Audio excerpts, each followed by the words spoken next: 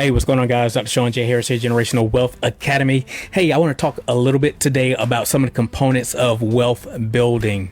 Just like anything else, you need building blocks, and there's a ton of different components to building wealth, but there's a few I really want to talk about here today. And the first one is financial literacy.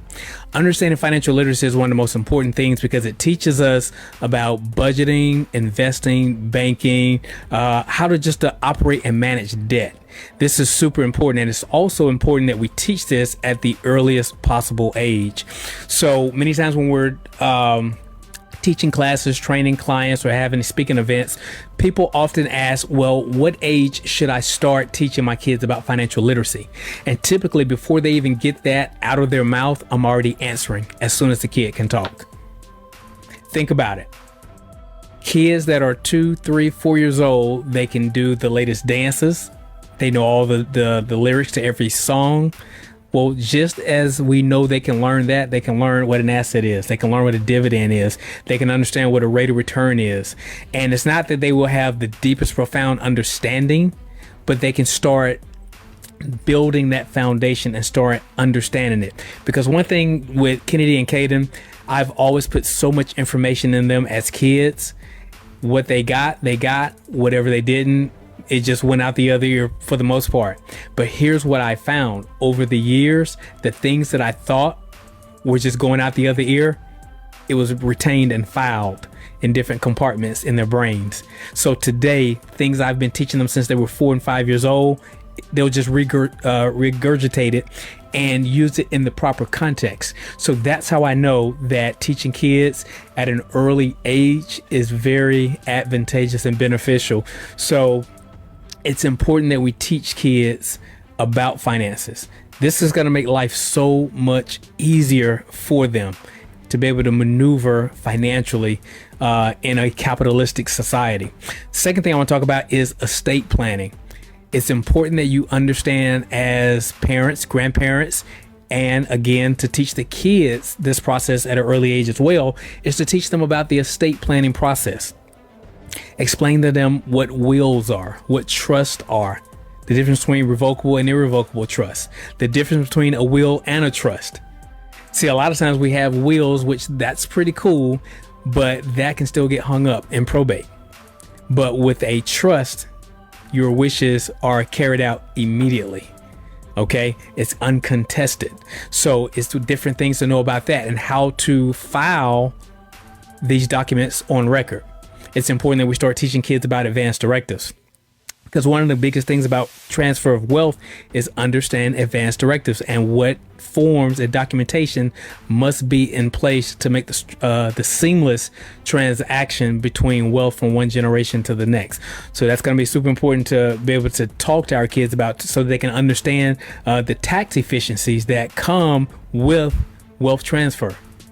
See, mom, dad, grandma, grandpa, they can leave you an inheritance. They can leave you wealth and assets. But do you understand the tax liability that comes with that? Do you already have that in place? Do you have it attached to a trust? Do you have it attached to a nonprofit or an LLC, which can then mitigate and minimize any kind of taxes that will be owed by the next generation? See, these are things to know. It's not just, all right, hand me the keys to grandpa's 57 Cadillac. It doesn't work like that. You have to know the process to go through. Third component I want to talk about is investing. We got to be able to teach our kids the field of investing and understanding the long-term thought process about investing. Warren Buffett talked about investing. He said, if you cannot park money in an investment and let it sit for 10 years, don't even waste 10 minutes thinking about investing, because investing is a long game. It's the long game. But so many people expect the microwave mentality and expect that once I invest in it, we should be able to get dividends next month. Doesn't work that way. But it's important that you teach kids about long-term investing. And to be able to understand how to maximize and minimize risk. See, I have what's called a internal risk index factor. What that is it's a combination of common sense and my gut feeling. It's that simple. I don't make it complicated. I ask myself, the Worst case scenario that could happen if I do this, can I live with that 5 years from now? If the answer is yes, I'm going to execute. I'm going to go ahead and take that risk. However, if I look at it and say, I don't think I can live with the worst case scenario in the next 5 years, then I'm not going to do it. It's just that simple. So again, you have to develop your own risk index factor and determine how you're going to make decisions, what risk you're willing to take. And always remember, minimum risk, minimum reward, maximum risk, maximum reward. That's just something you have to understand when it comes to the game of investing. So the next component I want to talk about is entrepreneurship. Entrepreneurship puts you in a position where you can either start or invest in a company. Many times people say, well, Sean, I don't think I'm an entrepreneur. I don't know if I can run a company. Well, if you position yourself financially where you can invest in a company, you can be a silent partner. So you still have the benefits of being a business owner. You still get the advantages of the tax benefits as well. It's just that you don't have to run the everyday operations of the business, but you have to put yourself in a financial position where you are ready to invest when such opportunities present themselves. Because listen, opportunities are always knocking at our doors. What we have to do is be able to have recognition of the opportunity. And always remember, in all adversities, I was going to say most, but in all adversities, there's a seed bed of great opportunity. But you got to have eyes, you got to have ears to be able to see and understand what that opportunity is. I talked earlier this morning about the pandemic. When the pandemic happened, my family and I, we put our helmets on, our chin straps, and buckled in our seatbelts because we knew right then that that was going to be a major wealth transfer point of time. And it was going to be for a short period of time that you were able to capitalize on it. And boy, did we capitalize. We wrote books, courses, we started companies. We totally dominated during those years of the pandemic, and we're still getting the results today because we stayed focused, we stayed diligent, steadfast, and we took action. So that's one of the biggest things that you got to do. You got to take action. When something bad is happening, you got to stop, calm down, take a look and assess, and then move intelligently. You know, so many people talk about you got to work hard. Working hard is the key to success. No, it is not. Because if that was the case, every single construction worker and ditch digger will be extremely wealthy if it was based on hard work. It's not about working hard. It's about working intelligent. It's about working smart. It's about being able to use leverage. Okay? Leverage is just a tool. I can go underneath my bathroom sink right now, grab the pipes with both hands and just try to twist and break loose. Nothing's going to happen. But if I take a simple pipe wrench, adjust it, and a slight twist, boom, I broke the torque on the pipe. It's because I used a tool. Tools just make a job easy, but also tools can be dangerous.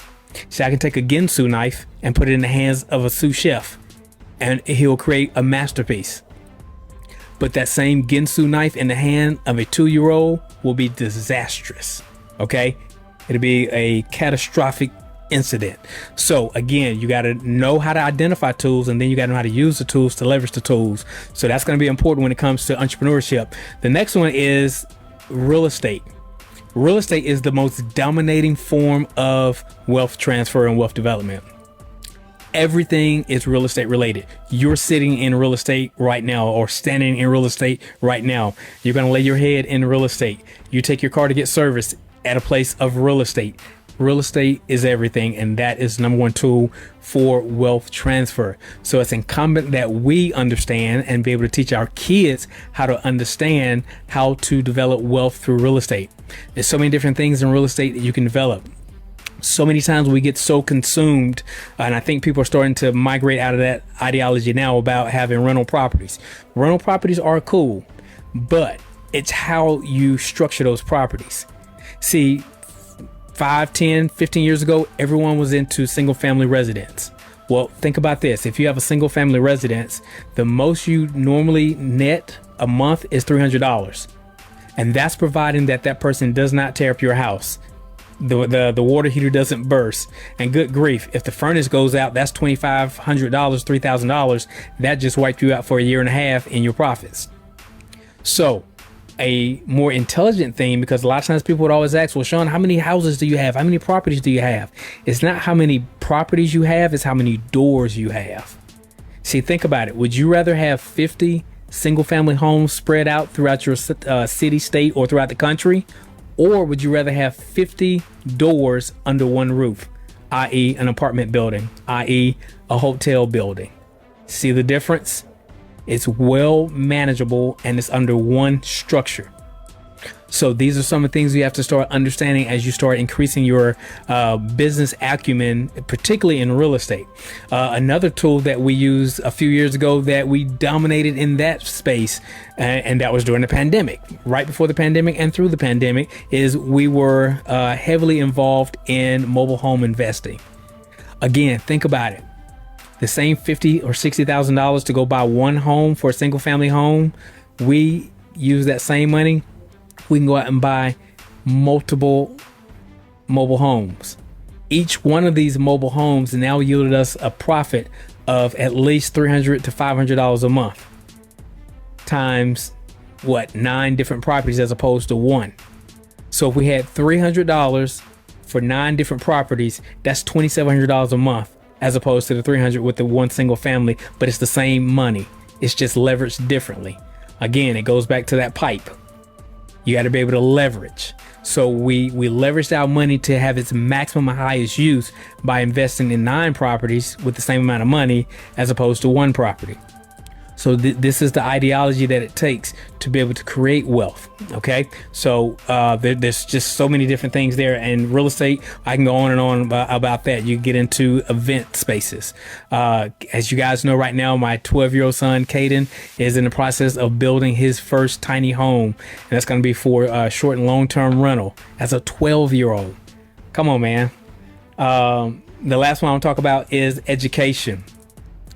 There's different types of education, but you gotta pay attention. You gotta pay for information. If you have disposable money, or if you don't have disposable money, here's 3 areas in which you should be deploying your capital. 1, pay for information.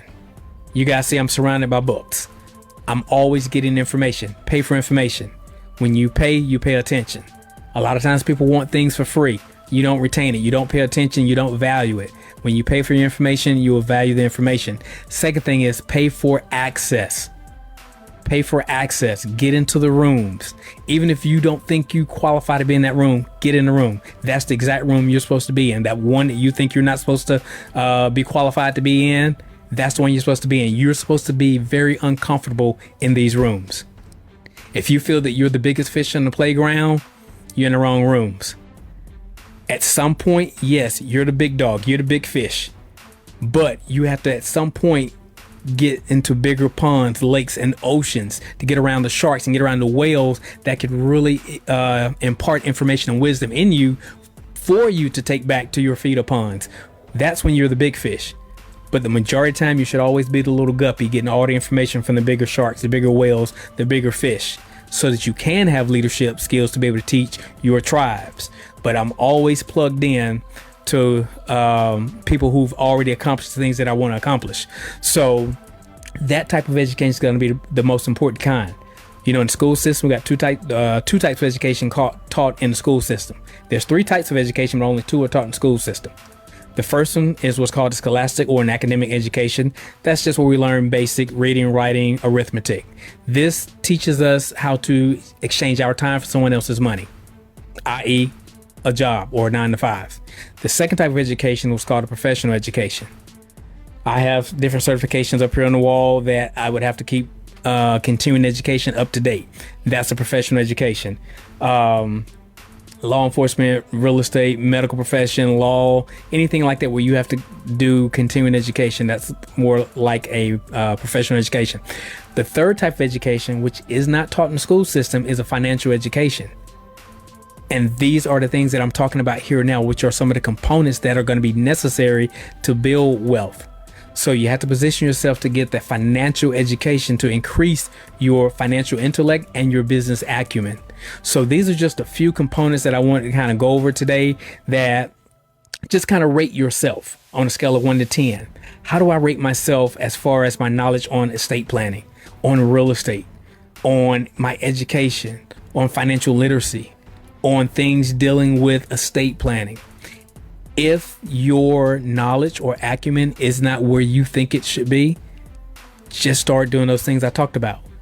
Get the information, pay for it, pay for access. And I didn't talk about the third one. The third one is assets. So you want to invest your money in information, access, and assets. Because once you start investing in those things, now you become the asset. And when you're an asset, people listen to you, people value you, people want to be able to transfer information from your brain, from your mindset into them. And then that's when you start building major impact and influence with people, and you start leading a tribe, a community, an organization of people who want to run in the same direction with you. So guys, hopefully that made a lot of impact with you guys today. I am Dr. Sean J. Harris. Make impact and make money while you're doing it.